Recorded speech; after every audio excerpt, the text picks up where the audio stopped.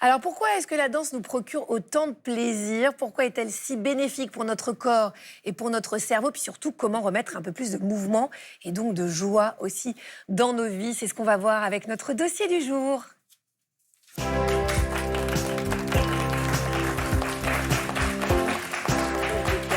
Bonjour Lucie. Bonjour. Merci d'avoir accepté notre invitation. Mais avec grand plaisir, toujours. Alors, vous êtes neurobiologiste, vous avez écrit cet ouvrage passionnant qui s'appelle « Faites danser votre cerveau ». C'est chez Odile Jacob.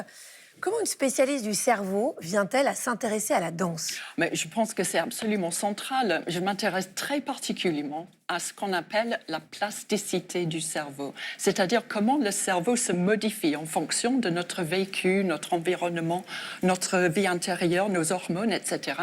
Et la danse, c'est un exemple très typique de ça, parce qu'on ne se rend pas compte à quel point, quand on bouge, on est en train de fournir de nouvelles informations au cerveau, et il est en train de créer de nouveaux réseaux. Donc la danse rend carrément plus intelligent, en fait. Ah oui, carrément. Bah, disons, on va bouger un petit peu. Il y en a qui devraient en prendre de la graine. Vous expliquez dans votre livre que la danse transforme littéralement notre cerveau, qu'elle peut même favoriser, donc, vous le disiez à l'instant, presque l'intelligence, en tout cas de nouvelles connexions neuronales. Comment ça se passe concrètement? Mais Est-ce que c'est instantané déjà? Mais oui, c'est instantané qu'on répond au mouvement, c'est sûr. Et il faut savoir que la danse, ça se passe sur plusieurs niveaux. Et il y a cette façon de bouger sur un rythme qui est un début, de bouger sur un rythme imposé par la musique, ça c'est autre chose. Le fait de bouger avec des gens autour de nous, et puis le fait d'apprendre des chorégraphies et de faire une danse un peu plus évoluée. Alors à chaque étape, il se passe des choses dans le cerveau. Et je dirais la toute première étape, le fait juste, comme on disait Adrien à l'instant, le fait de bouger sur une musique qu'on entend, que tout le monde sait faire, quand les gens disent « je ne sais pas danser », évidemment on sait faire ça, rien que ça, il y a une libération d'endorphines qui nous fait du bien. Ensuite, toutes les autres étapes viennent se greffer là-dessus. Et à la fin, il y a établissement de neuroréseaux neuronaux entre le contrôle du mouvement dans le cervelet et le centre des émotions et le centre de tout ce qui est cognition. Et donc, oui, c'est immédiat pour une partie, et puis c'est progressif pour d'autres parties. Et au fil des étapes, on se construit une nouvelle conscience de soi et une nouvelle confiance en soi. Mais à quelle fréquence il faut danser, Lucie, idéalement? Tous les jours. Tous les jours, oui, ça c'est l'idéal. Lucie Vincent, je voulais vous montrer cette vidéo qui est, vous allez voir, très très émouvante. Vous devez la connaître. C'est cette ancienne danseuse étoile du New York City Ballet qui s'appelle Maria Gonzalez, qui réagit presque instinctivement quand elle réécoute la musique du Lac des Cygnes. Regardez, et ce qu'on ne sait pas, c'est qu'en fait, elle a une maladie neurodégénérative. Je pense qu'elle a Alzheimer dans mes souvenirs. Et en fait, elle se souvient peut-être plus de sa famille proche, mais ça, instinctivement, les mouvements sont restés imprimés. Et donc, quand elle entend la musique, elle les refait. C'est fou. Qu'est-ce qui se passe alors à ce moment-là chez une personne comme ça? On a une mémoire du corps? Mais il y a une partie du cerveau très particulièrement dédiée à la mémoire du corps. C'est le cervelet ou le cérébellum, qui est comme un petit chignon derrière la tête. Et quand on apprend une coordination de mouvement, c'est cette partie qui envoie des messages pour récupérer les informations sensorielles qui reviennent du corps quand on est en train de faire une nouvelle coordination et qui ajuste les mouvements de manière à ce que ça devienne plus perfectionné. Et dans ce cervelet, on établit des réseaux assez fixes qui restent en place jusqu'à un âge très avancé et quand on oublie tout le reste, le cervelet se rappelle encore de ces coordinations que nous avons apprises. Et c'est vrai que ça, ce sont des images qui sont virales et qui ont fait beaucoup de bien. Et justement, en parlant de faire du bien, Adrien Chaboch, quand on ne peut pas danser soi-même, est-ce que, parce qu'on a des douleurs ou parce que parfois on n'ose pas, est-ce que regarder la danse, ça peut nous procurer du bien-être aussi? Totalement, triplement en fait. Déjà, premièrement, parce que lorsqu'on écoute la musique, comme on l'a dit, il va y avoir le rythme qui s'active et on active notre cortex moteur. Donc c'est vraiment comme si on était en train de faire le mouvement. Pour notre cerveau, l'illusion, c'est juste qu'on n'envoie pas l'information du mouvement dans le corps. C'est tout. La deuxième chose, c'est une découverte absolument génialissime des années 90 par Rizzollati, un de mes plus grands chercheurs préférés, ce sont les neurones miroirs. Alors, C'est-à-dire que quand vous regardez quelqu'un, quand je suis en train de vous regarder, ou quand je regarde le public, vous êtes en train de me regarder, vous savez ce que je suis en train de faire.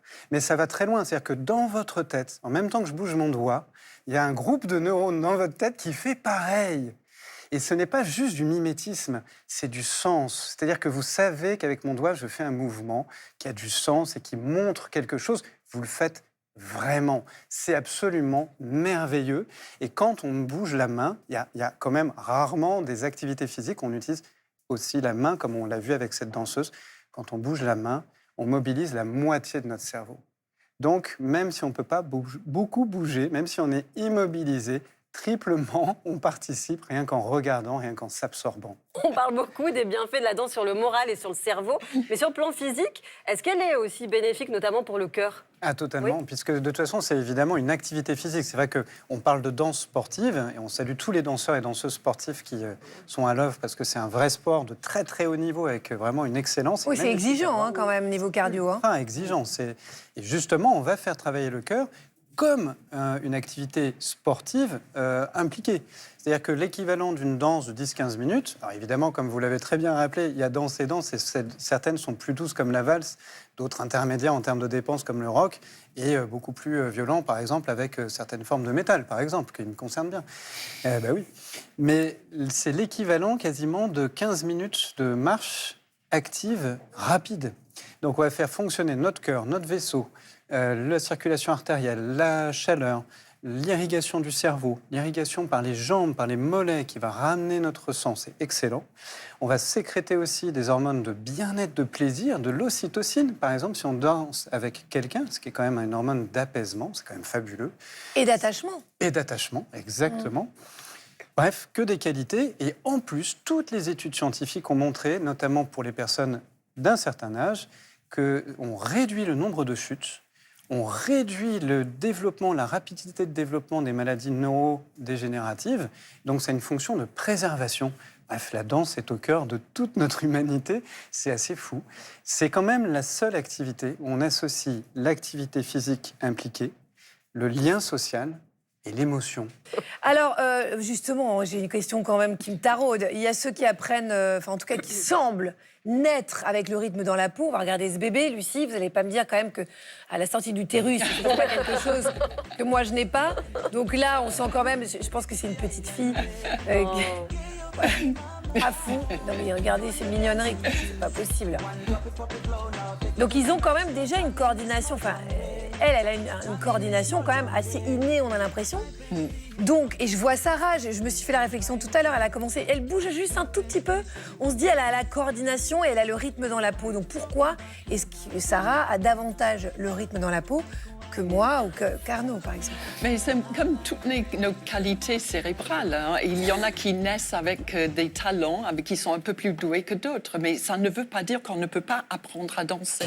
Parce que tout le monde qui arrive en cours de danse dit « Ah, j'ai 2 pieds gauches ». Et on dit toujours « Mais oui, comme tout le monde avant de savoir danser ». On ne pense pas qu'on peut arriver dans une cuisine et savoir faire un soufflé. On apprend à faire un soufflé. Mais la danse, c'est un peu la même chose. Bon, c'est vrai, il y a des gens qui sont plus doués que d'autres. Et c'est probablement aussi parce que pendant qu'ils étaient petits, ils ont eu l'occasion de beaucoup bouger. Ils ont commencé à apprendre à se confronter à différents types d'objets dans leur environnement. Plus on lui donne de choses à monter dessus, à aller dedans, autour, ça développe aussi le cerveau.